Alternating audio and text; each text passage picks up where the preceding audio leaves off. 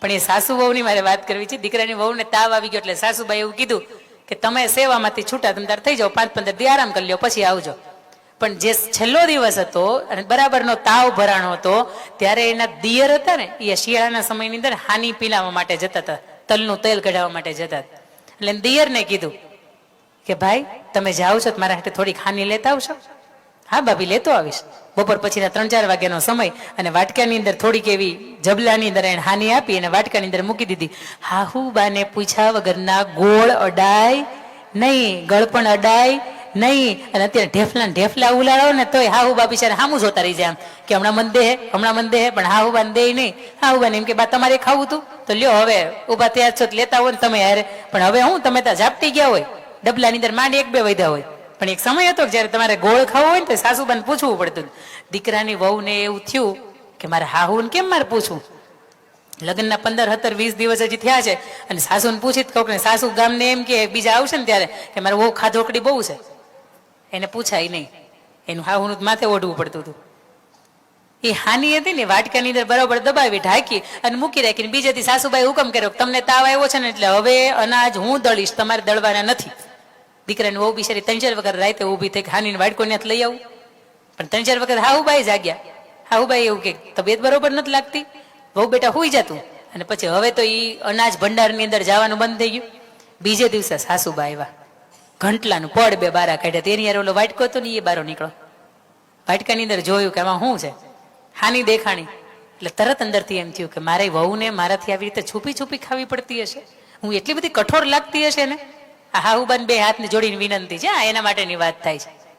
એટલે અંદરથી થોડીક એવી ચાખે, અને ચાખે એટલે તરત અંદરથી આહુડા પડી જાય કે મારી વહુને એટલી બધી મારથી બીક લાગતી હશે કે એ હાવ મોળી હાની ખાય છે. એની અંદર થોડોક એને ગોળે નથી નાખ્યો, અને આ કોની પાસે એને મંગાવી છે? મને કીધું તો હું હારામાં હારી હાની બનાવી દેત, કાચો ગુંદ બનાવી દેત, પણ નથી. એને કીધું કાંઈ વાંધો નહીં. ઊભા થયા, સરસ મજાનો ગોળ નાખ્યો, થોડુંક ડ્રાયફ્રૂટ નાખ્યું, થોડુંક એવું ઘી નાખ્યું, બરાબર એની ચોળી અને ઢાંકીને નીચે મૂકી રાખી. 3-4 દિવસ થઈ ગયા એટલે વહુને સારું થયું, અને વહુને પાછું એની જે જવાબદારી હતી આવી.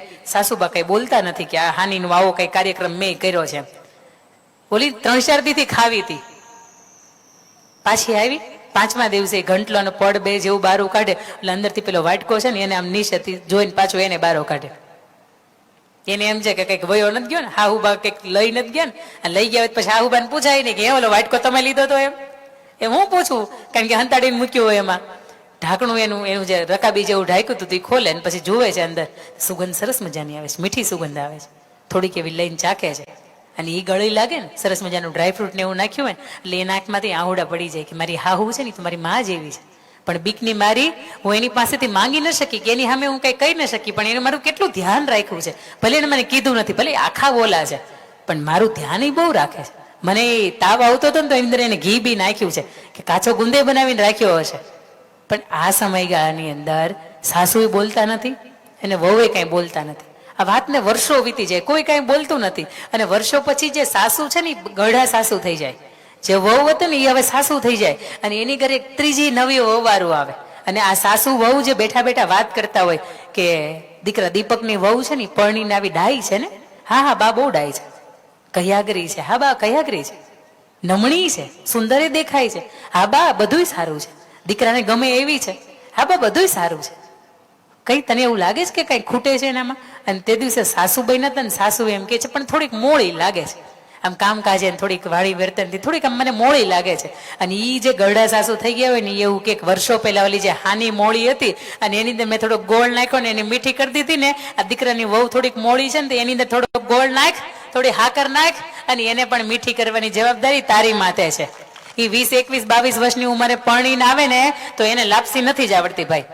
એની થોડીક આળહને કારણે એ શીખ્યા ન હોય, કાં તો ભણતા હોય ને એટલા માટે શીખ્યા ન હોય. પણ હા હુબા તમને તો આવડે કે નહીં? હા કે ના? તમે ગામમાં વગો મારા દીકરાને વહુને લાપસી આવડતી નથી, એમાં એને કાંઈ નથી શીખવાડ્યું, પણ એની કરતા બેટર છે તમને હારા મારી આવડે છે ને શીખવાડો ને એને. એ ક્યાં ના પડે કે મારે નથી શીખવું એમ? એને રોટલો ઘડતા નથી આવડતો, શીખવાડો એને થાબડીને આવી રીતે બનાવાય, ઘડીને આવી રીતે બનાવાય એમ. પણ આપણે ગામમાં વાતો જ કરવી મોટી મોટી કે અમદીત બાપા બહુ મોટા છે, નામ તો બહુ મોટું, પણ દીકરીને કાંઈ શીખવાડીને મોકલી નથી. પણ એ હવે તમારું પાત્ર છે. આગળ પાછળ નામ ના બદલી ગયા છે, એના સરનામા બદલી ગયા, એના લાઇટ બિલમાં નામ કદાચ ત્યાં હાલતા હોય તો એ બદલી ગયા, એના રેશન કાર્ડની અંદર નામ બદલી ગયા. આટલું બધું બદલી ગયા પછી તમારા માટે સ્પેશિયલ આવ્યું હોય અને તમે એને સ્વીકારી નાખો, તમે એને સમજી નાખો. કદાચ દીકરાની યારે ઝઘડો થઈ જાય ને તો પક્ષ આપણી વહુ ન લેવાય અને એને એમ કહેવાય કે હવારનું એને ખાધું નથી, પેલા જા અને એને મનાય ને પછી બેહો બધા યારે. પણ આ તો દીકરાની વહુને ઝઘડો થાય ને હા ઉબાને વધારે પરો થાય. હા હા બહુ મજા આવી, બહુ મજા આવી. પણ હા હુબાન બે હાથ જોડીને વિનંતી છે કે દીકરીને વળાવી દીધી તમે હારે, હવે થલોટાને આંગણે આવા પ્રસંગો હશે ત્યારે જ આવશે. પગ ભાંગી જાય, પગને ફ્રેક્ચર આવશે, આંખના મોતિયા ઉતરાવશો, એકાદી બે નળી 3-4 બ્લોક થઈ ગઈ હશે ને એના ઓપરેશન આવશે, કિડનીની અંદર પથરી હશે ને એના ઓપરેશન આવશે. અને આ બધાની અંદર સેવા હશે ને દીકરાની વહુ કરશે, દીકરીઓ કરવા માટે નહીં આવે. અને છતાં ઓલા બબે તોલાના હાચવી મૂક્યા હશે ને, વીટી હાચવી રાખી હશે, આપણે બ્રેસલેટ હશે, ગળાના 2 ચેન હશે ઓલા એલચી દાણાના, ને આપણે રાખી મૂકી કે અમારી દીકરીને દેશ. ઓલી મરી ગઈ બિચારી કામ કરી કરીને તમારું ઢવડીને દ્યો ને એને, દ્યો ને એને, તો તમે હાહુ તરીકે હારા લાગશો ને. ઈ હાથ પેઢીને એવું કહેતી જાય હાહુ કંટા ન હોય, હાહુ હારા હોય. પણ આવા આપણે બનીએ ને તો આપણે એવું બનવું નથી. હાહુ માથે 2 શિંગડા છે.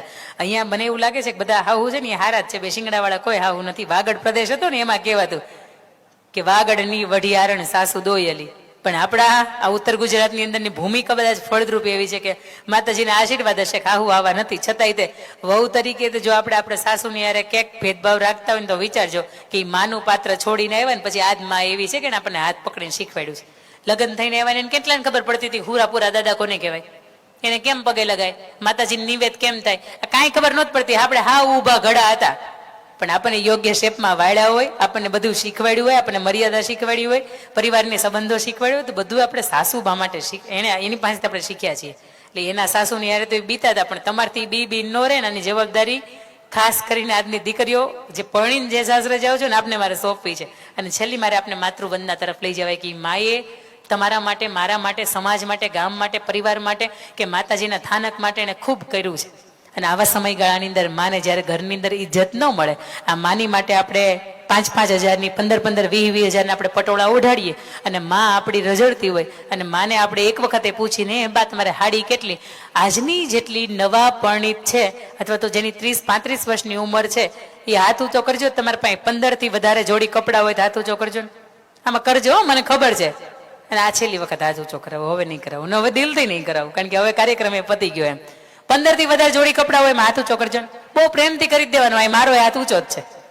હા હા, બા બેઠા હોય છે, બા બેઠા છે, બા તમારે મારે પૂછવું, મારે તમને પૂછવું, 15 થી વધારે હાડી હોય તો હાથ ઊંચો કરજો. છે આ સદ્ધર ફેમિલીમાંથી આવે છે એટલે વધીને 8-10 હોય રોજ પહેરવાની સાડી, છતાં એની પાસે નથી હોતી. અને છતાં એ માને આપણે એમ કહી કે હાથ ન હાલતા, પગ ન હાલતા, જીભ બહુ હાલે છે. ઘણા પરિવારની અંદર થાય છે. પણ એ હાહુબાઈ એમ કહીને કે આજે મારે શીરો ખાવો છે તો એને ગરમા ગરમ શીરો ઘી નાખીને સરસ મજાના ડ્રાયફ્રૂટ નાખીને બનાવી દેવાય, કારણ કે એને 70 વર્ષ કાઢ્યા છે, હવે 70 વર્ષ કાઢવાના નથી.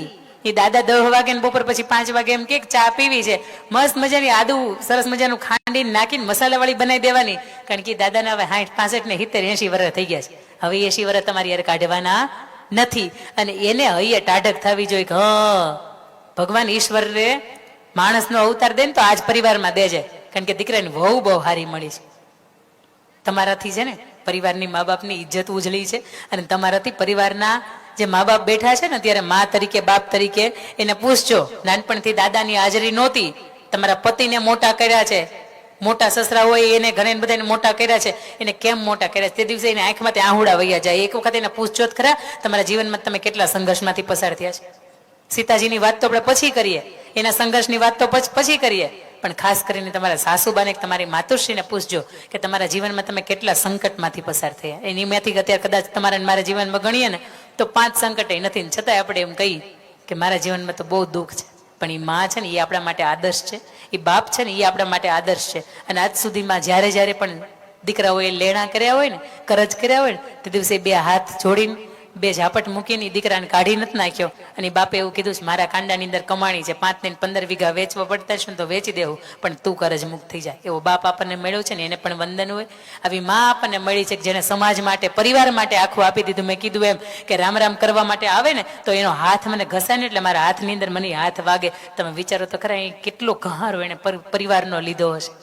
આજે ગાયર નથી, આજે શાંતિ જ છે. છતાં એને મહત્તમ સમય એને રસોડાની અંદર આપ્યો છે, વાસણ ઘસવા માટે આપ્યો છે, કપડાં ધોવા માટે આપ્યો છે ને. આ એની નિશાની છે કે આપણા જીવનની અંદર એવા દુઃખ તો હવે નથી જેટલે આપણે મા બાપે ભોગવ્યા હતા.